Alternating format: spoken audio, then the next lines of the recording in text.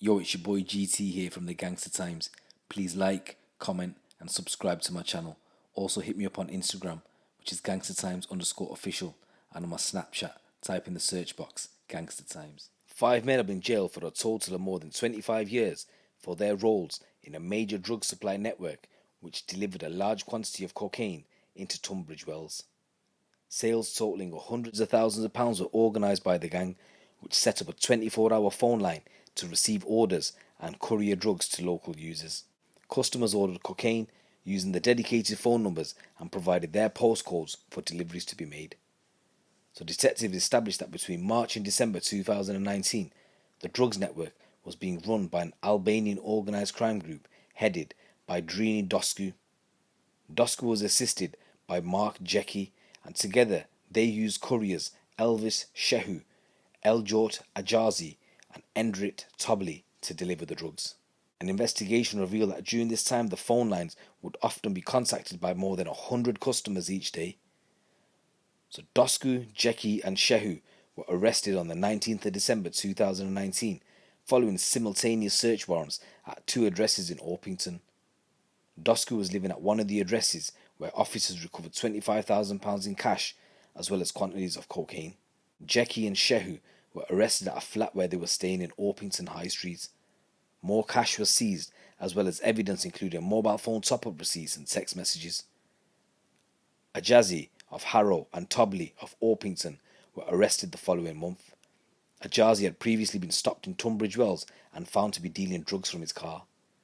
DNA evidence on the deal bags provided further evidence of his involvement, and all 5 were charged with conspiracy to supply cocaine.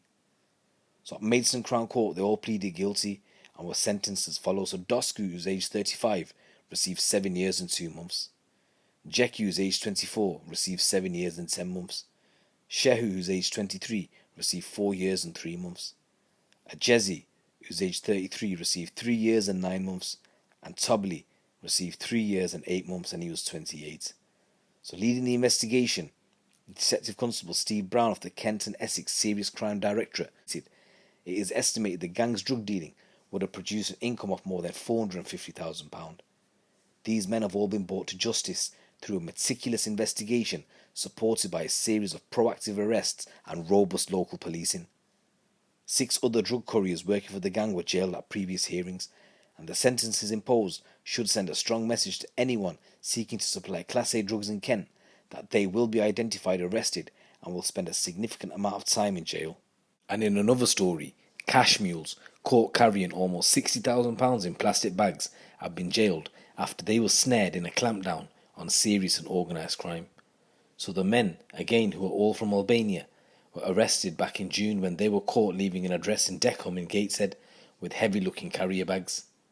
Nevruz Gjini, who's 28, Blerim Gjona, who's 33, had left a property on Kitchener Street and were heading south on the A1 in a Mercedes when officers pulled them over and found a Tesco bag inside the boot filled with 45 grand.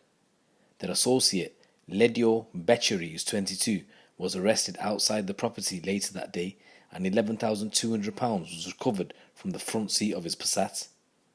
A search of the address led officers to haul £112,945 in cash, as well as drugs, paraphernalia, false driving licenses, and a range of foreign currency. A notebook outlining a series of illicit business accounts was also found. Gjona, Gjini and Beceri all previously admitted money laundering and possession of criminal property at Newcastle Crown Court, and on Friday they were all sentenced to 16 months imprisonment at the same court. So speaking after the hearing, Detective Chief Inspector Paul Woods from Northumbria's Police Priority and Organised Crime Team said this has been a long and complex investigation, and I'm pleased these men have been brought before the courts. These sentences are a reflection of the hard work and determination from our officers to ensure that serious and organised crime is pushed out of our communities. These men showed a blatant disregard for the law. Not only were they involved in the supply and distribution of illegal drugs, but they also lied and claimed they had been illegally trafficked here and forced to work. Thanks to our detectives, we were able to prove these men knew exactly what they were doing and were willing participants in this criminal activity. The operation seized a total of £169,145 in cash, a substantial loss for any criminal enterprise. And I hope this shows our communities we are serious about tackling crime and will come down heavy on anyone found to be involved in illicit activity. Under Operation Sentinel, we will pursue offenders and dismantle their organisations in any way we can. In addition to the custodial sentences imposed on the trio, all the recovered cash was forfeited under the Proceeds of Crime Act. Recovered vehicles have also been subjected to a deprivation order, meaning they will not be returned to their owners. And in another story, has been handed a custodial sentence after jumping from a first floor window of a cannabis factory and breaking his leg when police raided the property. Altjon Kobo jumped from the window as police burst into the property on Queen Street in Peterhead in Scotland, with officers finding him lying injured on the pavement below. The 20-year-old told officers he jumped out of the 4-bedroom flat, which was packed with cannabis plants worth up to £141,000 because his boss had told him to. Kobo, who was not in the country legally, told officers he'd been promised building work in the UK and had been brought to the address in the back of a van. After previously pleading guilty to being concerned in the supply of cannabis, Kobo appeared at the dock at Aberdeen Sheriff Court to be sentenced. His defence, Charlie Benzies, told the court, "What he has told me is that he was short some money while he was in Albania, and he approached people who thought would help with his situation. He was quite clear that they did not approach him first. He was told that they could get him work in construction in the UK, and he was told that he would be taken to the UK and the cost would be £20,000. He was told that he would be able to pay that back within 15 months if he worked in construction. He therefore went into a lorry and hid in the lorry whilst the lorry went through the border control. The people who he contacted, they kept his passport. When he arrived in the UK, he was taken up to Peterhead.